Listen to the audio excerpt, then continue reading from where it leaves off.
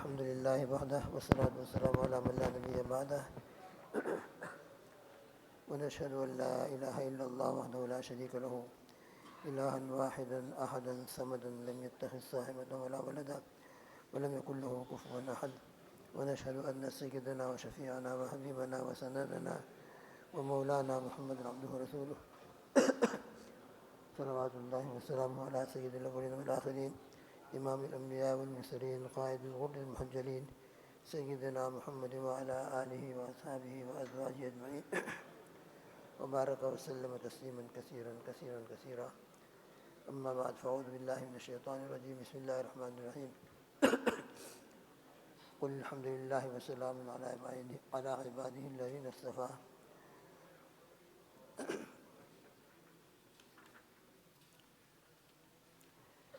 الله خير أما يشركون أمن خلق السماوات والأرض وأنزل من السماء ماء فأنبتنا به حدائق ذات بهجة ما كان لكم أن تنبتوا شجرها أإله مع الله بل هم قوم يعدلون. صدق الله العظيم وصدق رسوله النبي الكريم ونحن على ذلك لمن الشاهدين والشاكرين والحمد لله رب العالمين. دوستو بزرگ، آج ہم نے تراویح کے اندر 20واں پارہ سنا ہے. کل 19 پارے کی آخری آیت تھی قل الحمد للہ وسلام علی عبادہ الذین اصطفیٰ. آپ فرما دیجیے کہ تمام تعریفیں اللہ کے لیے ہیں اور سلامتی ہو اللہ کے ان بندوں پر جو اللہ نے منتخب کیے. اب اس کے بعد ہے اللہ خیر اما یشرکون. کیا اللہ بہتر ہے یا وہ بت جن کو لوگ اللہ کے ساتھ شریک ٹھہراتے ہیں؟ اللہ کی جس عبادت کرتے ہیں اس سے بتوں کی عبادت کرتے ہیں. تو یہ مشرکین کے اوپر نکیر ہے کہ تم نے جن بتوں کو اللہ کا شریک ٹھہرا رکھا ہے کیا وہ بہتر ہے یا اللہ سبحانہ و تعالیٰ بہتر ہے.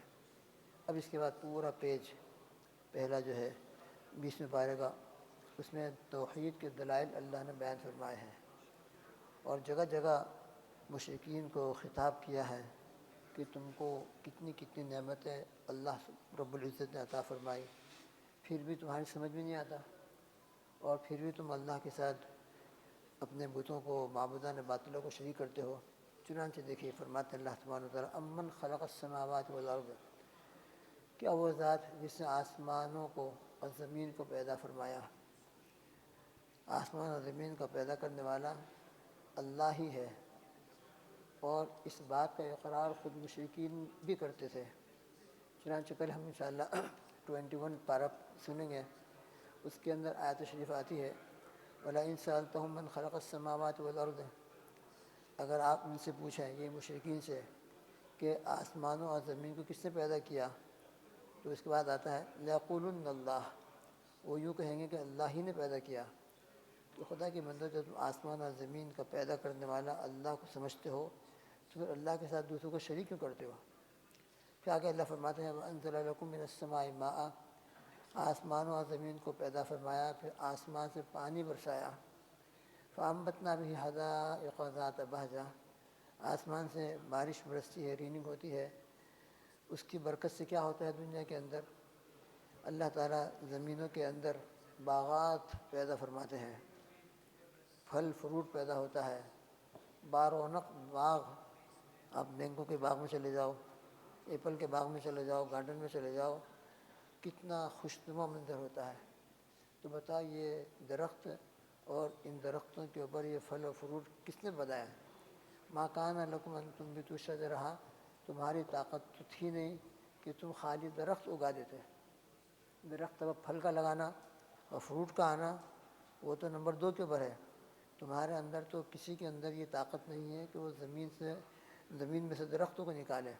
زمین کے اندر ہم سیڈ ڈالتے ہیں، فارمر بیج ڈال دیتا ہے، بہت تو ہم پلانٹ چھوٹا تھا وہ اس کے جو طریقے لگا دیتے ہیں، مگر اندر سے نکالنے والا کون ہے؟ اندر سے پیدا کرنے والا تو صرف اللہ کی ذات ہے. پھر درخت بڑھتا ہے اور درخت بڑھنے کے بعد اس پر پھل آتے ہیں، فروٹ آتے ہیں، یہ سب کون کرتا ہے؟ اب اللہ تعالیٰ فرماتے ہیں کہ دیکھو یہ سب تمام چیزیں اللہ نے پیدا کی. اب بتلاؤ الہ مع اللہ. کیا اللہ کے ساتھ کوئی اور معبود بھی ہے؟ یقیناً نہیں ہے. لیکن اس کے باوجود بھی بل ہم قوم یعدلون. یہ ایسی قوم ہے جو اللہ کے ساتھ دوسروں کو شریک ٹھہراتی ہے، دوسروں کو اللہ کے سیم کر دیتی ہے۔ جس طرح اللہ کو سجدہ کرنا چاہیے، ان کے سامنے جا کر سجدے کرتے ہیں، ان سے اپنی مرادیں مانگتے ہیں اور نہ معلوم کیا کیا کرتے ہیں۔ پھر اللہ تعالیٰ فرماتے ہیں امن جعل الارض قرارا، بھلا وہ ذات جس نے زمین کو قرار ٹھہرنے کی جگہ بنایا۔ انسان تو بہرحال گھر بنا لیتے ہیں، لیکن یہ بیچارے جنگلوں میں رہنے والے درندے پرندے، ان کا ٹھکانہ کیا ہے؟ ان کا ٹھکانہ تمام کا بس اللہ کی زمین ہے۔ اسی زمین کے اوپر یہ تمام مخلوقات ٹھہرتی ہے۔ انسان بھی زمین ہی پر گھر بناتا ہے، لہٰذا تمام کے تمام مخلوقات کے لیے اللہ نے زمین کو قرار گاہ بنایا، ٹھہرنے کی جگہ بنایا۔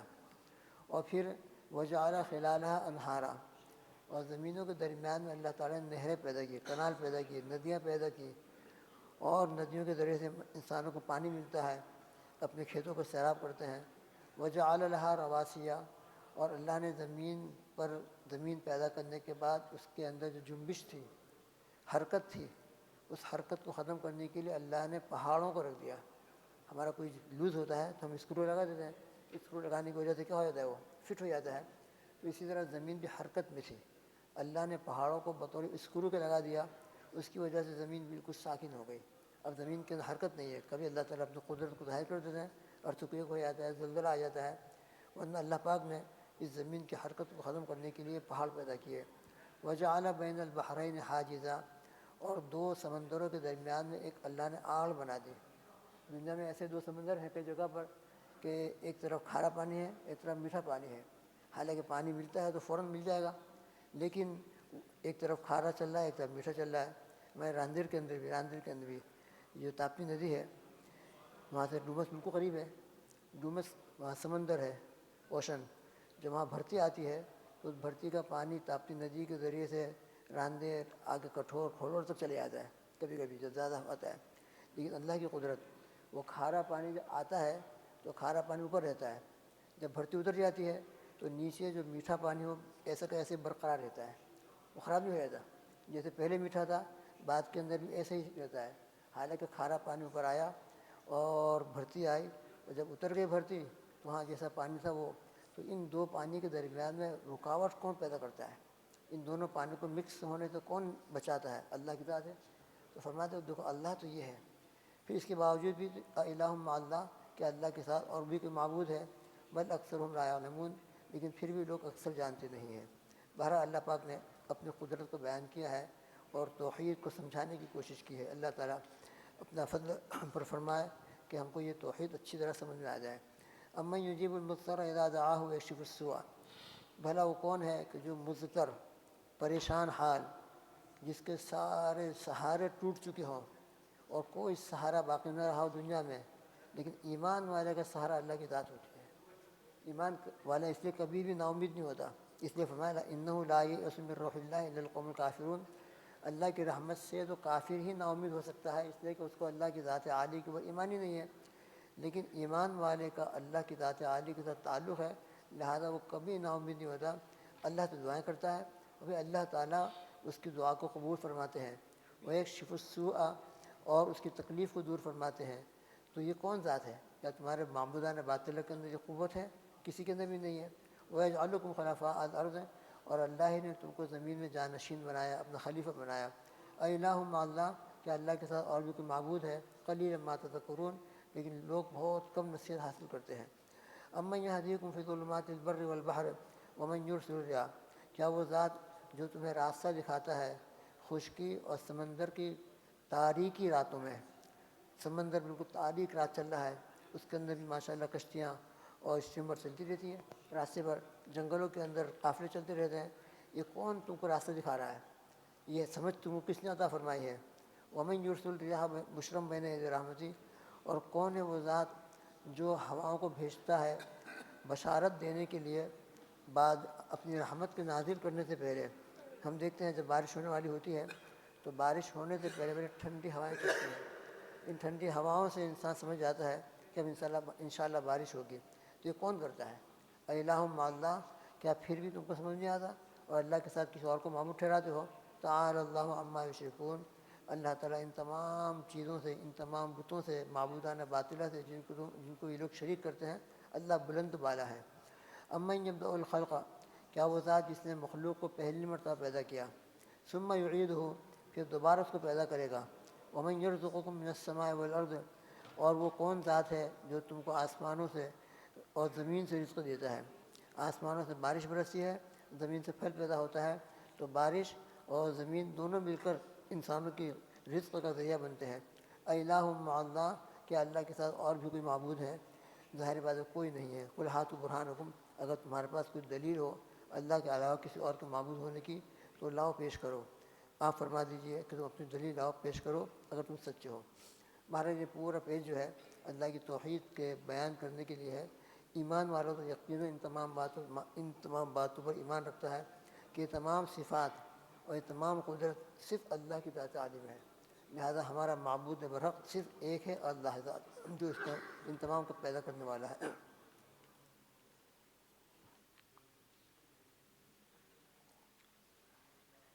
قل لا يعلم من في السماوات والارض الغیب الا اللہ، آپ فرما دیجیے کہ جو مخلوقات آسمانوں میں ہیں، فرشتے ہیں، اور جو زمین میں ہے، زمین کے اندر اللہ تعالیٰ کے بے انتہا بے شمار اللہ نے انبیاء بھیجے، رسول بھیجے، اللہ کے نیک بندے ہیں، تو آسمان کی جتنی مخلوقات ہیں اور زمین کی جتنی مخلوقات ہیں، لا یعلم الغیب، کوئی بھی غیب نہیں جانتا الا اللہ، سوائے اللہ کے۔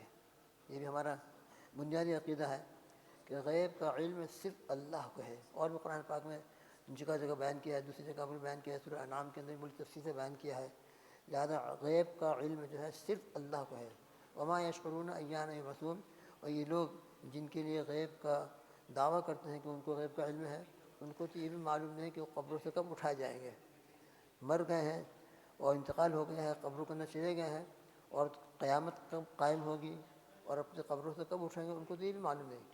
جب اتنا بھی علم نہیں ہے تو ابھی کس طرح کہا جا سکتا ہے کہ اللہ کی سوا کسی کے پاس غیب کا علم ہے؟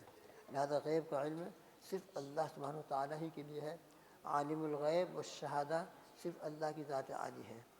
پھر آگے فرماتے ہیں وَإِذَا وَقَعَ الْقَوْلُ عَلَيْهِمْ أَخْرَجْنَا لَهُمْ دَابَّةً مِّنَ الْأَرْضِ تُكَلِّمُهُمْ أَنَّ النَّاسَ كَانُوا بِآيَاتِنَا لَا يُوقِنُونَ، اور جب قیامت کا امر اور قیامت کا معاملہ ان پر واقع ہونے والا ہوگا، یعنی قیامت کا واقع ہونا بالکل قریب آئے گا، تو قیامت کی بہت ساری علامتیں ہیں۔ ان علامتوں کے اندر ایک علامت یہ بھی ہے اخرجنا لہم دابۃ من الارض، ہم زمین سے ایک جانور نکالیں گے، تکلمہم، جو ان سے باتیں کرے گا، جانور ہے مگر انسانوں سے باتیں کرے گا۔ حدیث پاک میں اس کی پوری وضاحت آئی ہے کہ دابۃ من الارض کی کیا کیفیت ہوگی، کہاں سے نکلے گا وہ۔ جو علامات قیامت ہیں ان میں بہت آخری علامت ہے، اس سے پہلے کی جو علامتیں ہیں حضرت امام مہدی علیہ السلام کو دنیا میں تشریف لانا، دجال کا ظاہر ہونا، سیدنا عیسیٰ علیہ السلام کا پھر دنیا میں تشریف لانا، دجال کو قتل کرنا، یہ سب علامتیں ہو چکی ہوں گی۔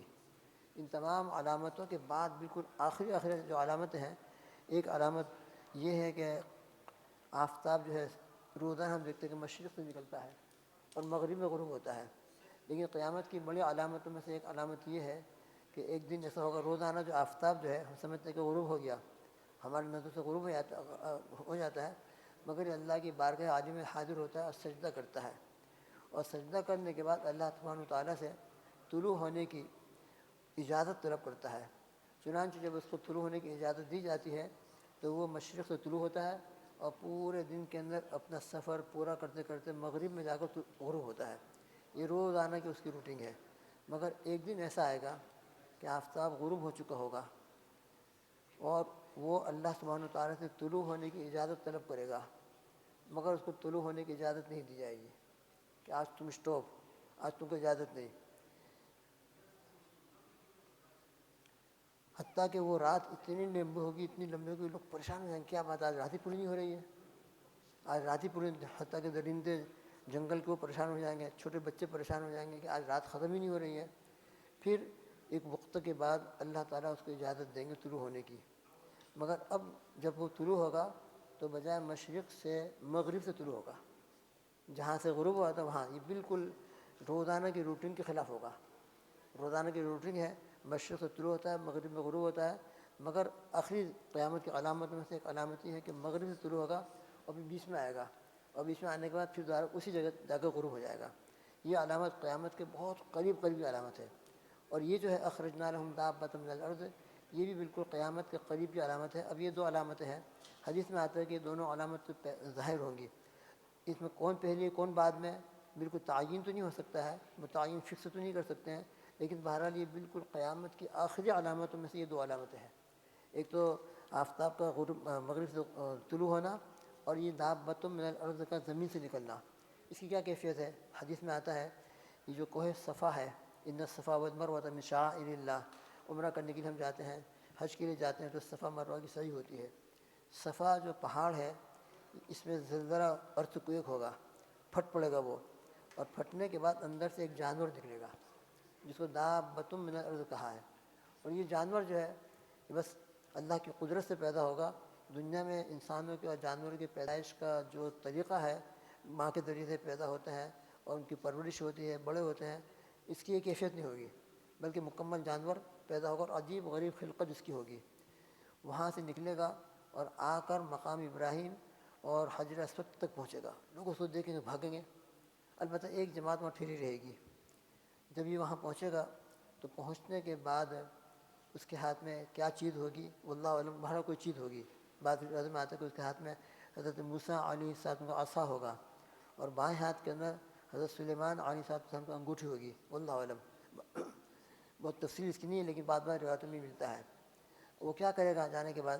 باقاعدہ لوگوں سے بات کرے گا، تکلمہم، وہ لوگوں سے باتیں کرے گا، ان الناس کانوا بآیاتنا لا یوقنون، کہ لوگ ہماری آیتوں پر یقین نہیں رکھتے تھے، قیامت کے واقع ہونے کا ان کو قیامت کے واقع ہونے پر ایمان نہیں تھا۔ دیکھو قیامت واقع ہونے والی ہے، قیامت کی نشانیاں بھی آنے والی ہیں، اور جانور خود کہے گا کہ میرا خود وجود، اللہ نے مجھ سے جو نکالا ہے یہ خود میرا دنیا میں آنا بھی قیامت کی ایک علامت ہے۔ چنانچہ سے وہ باتیں کرے گا۔ اب جو ایمان والے ہوں گے ان کے چہرے کے اوپر کوئی لکیر بنائے گا، لائن، تو اس لائن بنانے کی وجہ سے ان کا چہرہ بالکل روشن، نورانی اور منور ہو جائے گا۔ پھر اس کے بعد آتا ہے صفا مروہ سے نکلنے کے بعد حرم شریف میں پہنچے گا، لوگ بھاگنا شروع کریں گے، لیکن یہ ہر ایک کا پیچھا کرے گا، ایک فرد بشر بھی اس سے بچ نہیں سکے گا، پوری دنیا کا دورہ کرے گا، اور جتنے دنیا میں اس زمانے کے اندر ایمان والے اور کافر ہوں گے ان دونوں کے درمیان میں ایک امتیازی کیفیت قائم کرے گا۔ وہ کیا ہوگی کہ ایمان والے سے یہ سب کو پہچانے گا، ایمان والے کو بھی پہچانے گا اور کافر کو بھی پہچانے گا۔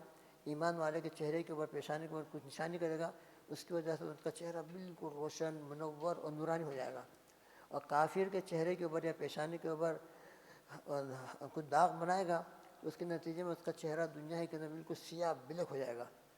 تو اس وقت میں پوری دنیا کے اندر جتنے کافر اور مومن ہیں مکمل طریقے سے ایک دوسرے سے ممتاز ہو جائیں گے۔ ممتاز، یہ کافر ہے اور یہ مومن، حتیٰ کہ ایک دسترخوان پہ بیٹھے ہوں گے، ایک ہوٹل کے اندر جمع ہوں گے اور ایک ہی جگہ پر کھا رہے ہوں گے، لیکن دیکھنے سے پتہ چل جائے گا کہ یہ ایمان والا ہے اور یہ کافر ہے۔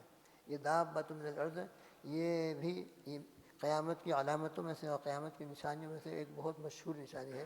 تو البتہ ہمارے لیے عقیدہ رکھنا ضروری ہے کہ دابۃ من الارض، اللہ تعالیٰ زمین سے ایک جانور پیدا کریں گے، عجیب الخلقت وہ جانور ہوگا، اور اس کی ایک کیفیت ہوگی، باقاعدہ لوگوں سے باتیں کرے گا۔ جانور باتیں کرتا ہے، کر سکتا ہے، اللہ قدرت دے تو کرے گا وہ، بہرحال یقین ہے جب خود اندر قرآن پاک میں فرمایا وہ باتیں کرے گا تو باتیں کرے گا۔ یہ ہے قیامت کی علامتوں سے ایک علامت۔ اب جو ہے آگے اس کے بعد سورہ قصص شروع ہو رہی ہے۔ یہ سورہ قصص جو ہے مکی صورت میں ہے، اور مکی صورتوں میں سب سے آخری صورت ہے۔ جس طرح مدینی صورتوں کے اندر سب سے آخری صورت سورہ مائدہ ہے نازل ہونے کے اعتبار سے، مکی صورتوں میں سب سے آخری صورت یہ سورہ قصص ہے۔ حضور پاک صلی اللہ تعالیٰ وسلم جب ہجرت کی رات تھی اور آپ صلی اللہ تعالیٰ وسلم ہجرت کر کے روانہ ہو رہے تھے، غار ثور کے اندر 3 دن پناہ لی ہے، اور پھر اس کے بعد آپ کا مدینہ منورہ کا سفر شروع ہوا ہے۔ جب آپ رابغ یعنی جحفہ میں پہنچے تو حضرت جبرائیل علیہ السلام تشریف لائے اور عرض کیا، یا رسول اللہ صلی اللہ علیہ وسلم، آپ مکہ مکرمہ چھوڑ کر جا رہے ہیں، کیا آپ کو مکہ مکرمہ یاد آ رہا ہے؟ تو فرمایا کہ بالکل، یہ تو وطن ہے، اس کی یاد تو میرے دل میں ہے اور ابھی بھی ہے۔ تو فرمایا کہ اللہ تعالیٰ انشاءاللہ بہت جلد وہ زمانہ لائے گا کہ آپ دوبارہ مکہ مکرمہ کے اندر تشریف لائیں گے، اور آج جس طریقے سے نکل رہے ہیں اس طریقے سے نہیں، بلکہ فاتحانہ انداز میں داخل ہو گئے۔ چنانچہ سورہ قصص کا بالکل جو آخری رکوع ہے، اس کے اندر ایک آیت ہے، ان الذی فرض علیک القرآن لرادک الی معاد، بے شک وہ ذات، بے شک وہ اللہ جس نے آپ پر قرآن نازل کیا، قرآن کے احکامات نازل کیے، ہم نے آپ کو پیغمبر بنایا، نبی اور رسول بنایا، قرآن مجید آپ پر نازل کیا، لرادک الی معاد، اس کی ایک تفسیری بیان کی ہے، وہ ضرور آپ کو معاد کی طرف، یعنی دوبارہ جہاں سے جا رہے ہو وہی لوٹا کر لے کر آئے گا۔ تو مکہ مکرمہ جہاں سے آپ ہجرت فرما رہے ہیں، آپ انشاءاللہ کچھ سالوں کے بعد، کچھ مدت کے بعد ایک زمانہ وہ بھی آئے گا کہ اللہ تعالیٰ آپ کو دوبارہ مکہ مکرمہ میں داخل فرما دے گا۔ اس سے آپ کو تسلی دینا مقصود تھی کہ آپ کا یہ نکلنا ہمیشہ کے لیے نہیں ہے، بلکہ اللہ تعالیٰ دوبارہ آپ کو یہاں داخل کرے گا اور بہت عزت کے ساتھ داخل کرے گا۔ یہ کافر اس وقت آج تو بڑے ظلم کر رہے ہیں، لیکن یہ کفار اس زمانے کے اندر مغلوب ہوں گے اور آپ کے سامنے خادموں کی طرح بیٹھے ہوں گے، تو اللہ تعالیٰ آپ کو دوبارہ مکہ مکرمہ پہنچائیں گے۔ یہ سورہ قصص کی بالکل آخری پیج کے اندر، آخری رکوع کے اندر یہ آیت شریف ہے۔ اور سورہ قصص کے اندر حضرت موسیٰ علیہ السلام کو واقعہ بیان کیا ہے عجیب و غریب انداز سے، کہ حضرت موسیٰ علیہ السلام جب پیدا ہوئے،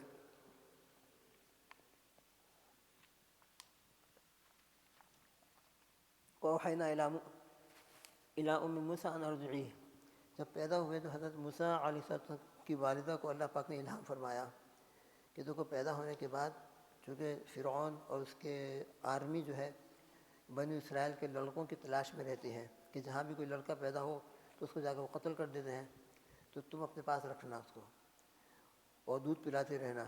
جب تم کو یہ خوف ہو کہ فرعون کے جاسوس کسی طریقے سے تم تک آ جائیں گے اور تم کو خوف ہو کہ وہ اس کو لے کر قتل کرا لیں گے، فَإِذَا خِفْتِ عَلَيْهِ فَأَلْقِيهِ فِي الْيَمِّ، تو تم اس وقت ایسا کرنا کہ اپنے اس بچے کو ایک باکس کے اندر، ایک صندوق کے اندر، باکس کے اندر رکھ دینا اور وہ صندوق جو ہے دریا میں ڈال دینا، سمندر میں ڈال دینا۔ وَلَا تَخَافِي وَلَا تَحْزَنِي، اور پھر اس کے بعد تم یہ خوف مت کرنا کہ یہ بچہ ضائع ہو جائے گا اور سمندر کے اندر مر جائے گا۔ وَلَا تَحْزَنِي، اور یہ غم بھی مت کرنا کہ یہ بچہ مجھ سے ہمیشہ کے لیے جدا ہو جائے گا۔ اِنَّا رَادُّهُ إِلَيْكِ، ہم تم کو وعدہ کرتے ہیں اس بچے کو ہم تمہارے پاس لوٹائیں گے۔ وَجَاعِلُهُ مِنَ الْمُرْسَلِينَ، اور یہ بچہ ہی نہیں ہوگا عام بچوں کی طرح، بلکہ اس کو مرسلین یعنی پیغمبروں میں سے بنائیں گے۔ یہ اللہ کی قدرت کہ اللہ رب العزت نے فرمایا کہ جب تم کو خطرہ معلوم ہونے لگے کہ اب فرعون کے لوگ اور فرعون کی آرمی میرے گھر پہ آ جائے گی اور اس بچوں کو لے جا کر قتل کر دے گی، تو تم پھر اس کے بعد یہ کام کرنا۔ چنانچہ انہوں نے کر دیا۔ اندازہ ہوا کہ اب فرعون کے لوگ، ان کو کسی طرح پتہ چل گیا ہے کہ یہاں بچہ پیدا ہوا ہے، یہ ہوا وہ ہوا ہے، تو تم کو جب خطرہ ہو تو اس کو ایک باکس میں بند کر کے اللہ کے نام لے کر ڈال دینا۔ چنانچہ ڈال دیا انہوں نے۔ اب ڈالنے کے بعد فَالْتَقَطَهُ آلُ فِرْعَوْنَ لِيَكُونَ لَهُمْ عَدُوًّا وَحَزَنًا، اب یہ سمندر کے اندر چلتا رہا، اس دو روایتیں ہیں۔ ایک روایت یہ ہے کہ وہ دریائے نیل ہے مصر کے اندر، اس دریائے نیل کا ایک حصہ جو ہے فرعون کے بالکل جو اس کا پیلس تھا، محل، اس کے قریب سے گزرتا تھا، تو یہ باکس صندوق بہتے بہتے وہاں چلا گیا اور اتفاق سے وہاں پر فرعون کے لوگ، فرعون کے گھر والے موجود تھے، انہوں نے ایک عجیب و غریب باکس سے جگہ تو اس کو اٹھا لیا، نکال لیا۔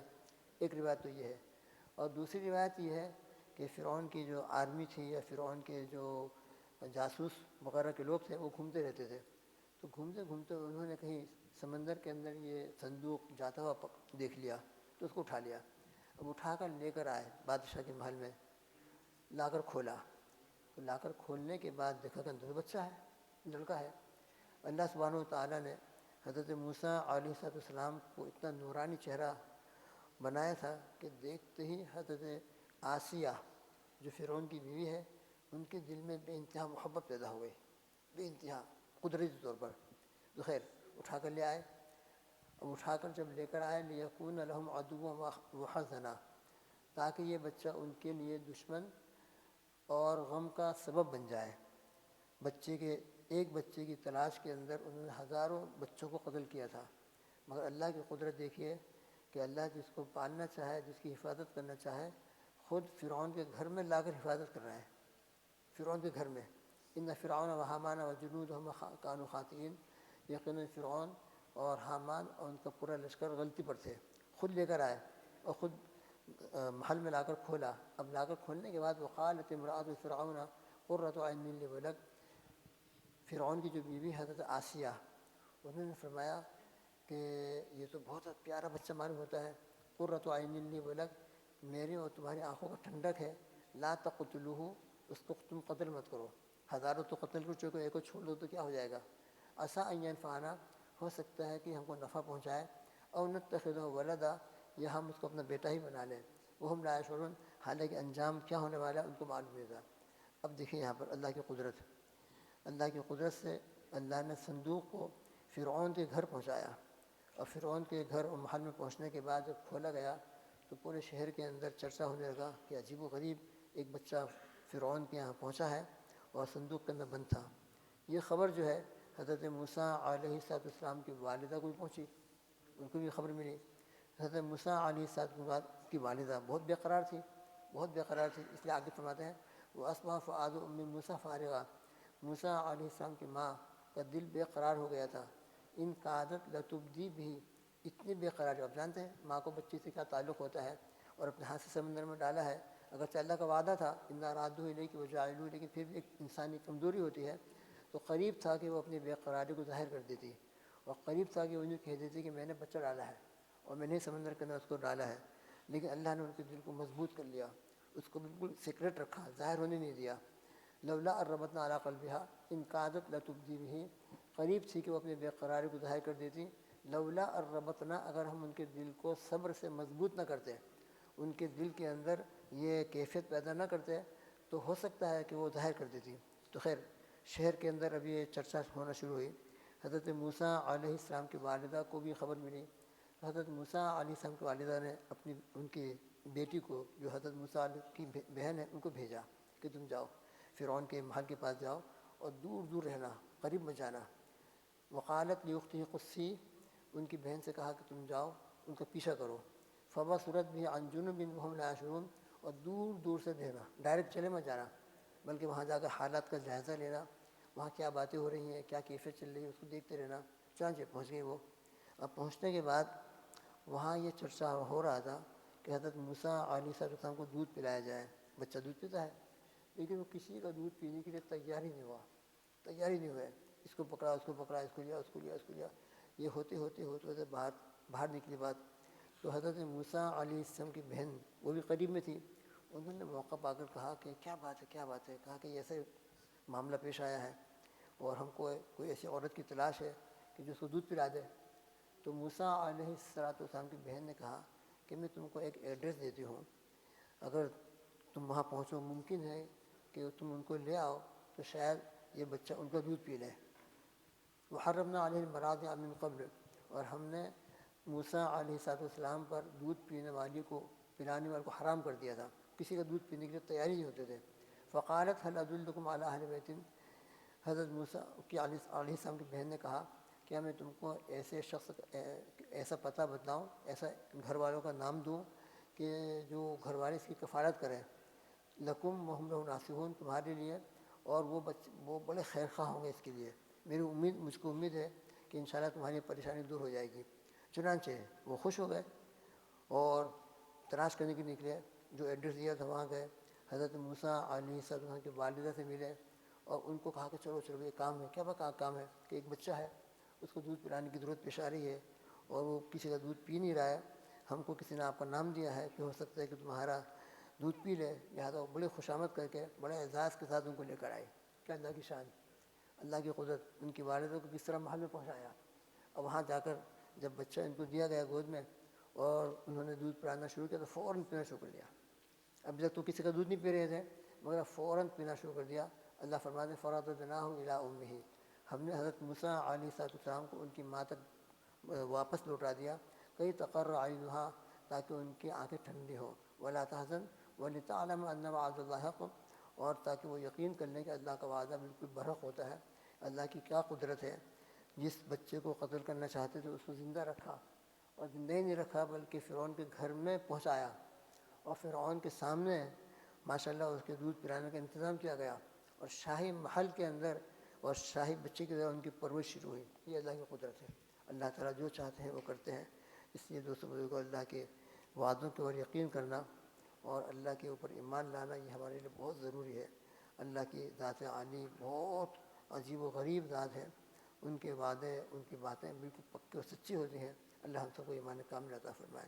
پھر اس کے بعد بہت سارے واقعات ہیں قرآن پاک نے جگہ جگہ ان کو بیان کیا ہے۔ اللہ تعالی ہم سب کو ایمان نصیب فرمائے اور خاتمہ بخیر عطا فرمائے۔ سبحان اللہ بحمدہ، سبحانک اللہم وبحمدک، ونشہد ان لا الہ الا انت، نستغفرک ونتوب الیک، وصلی اللہ تعالی علی خیر خلقہ محمد وآلہ وصحبہ اجمعین۔ سبحان ربک رب العزۃ عما یصفون وسلام علی المرسلین والحمد للہ رب العالمین۔